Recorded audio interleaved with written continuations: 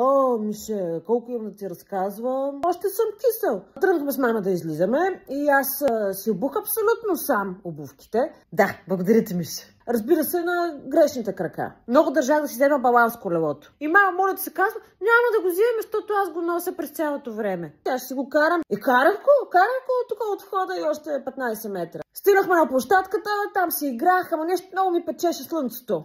На празаката имаше много деца. Аз не обичам, като има много деца. По принцип обичам, обаче днес точно не обичам. И казах, че искам да си тръгваме. Като си тръгнахме и казах, че всъщност аз не искам да си тръгваме. Малко се потръшках. Легнах на земята, Мише, и почнах да крещя. Глеждам към мама, виждам, че тя е притеснена, почервеняла. Не си сещаш. Още малко завишавам глас, всички на площадката да видят. И след това си тръгнахме. По пътя наобратно виждам една мравка. Кръстих я Костадин. Казах, че си я взимам вкъщи.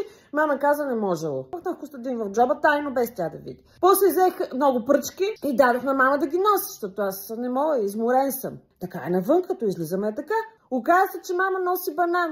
И ми го обели! Аз изобщо да съм казал да ми го бели, аз мога сам. Не, въобще не се шегувам. Самата истина ти казвам. Това преля чашата, започнах да крещя, пак легнах тук пред вратата, мама с баланс колелото, с пръчките, седи и ме гледа. Много и се ядосах. Не може да взима такива решения сама. Пих малко сок и ми мина.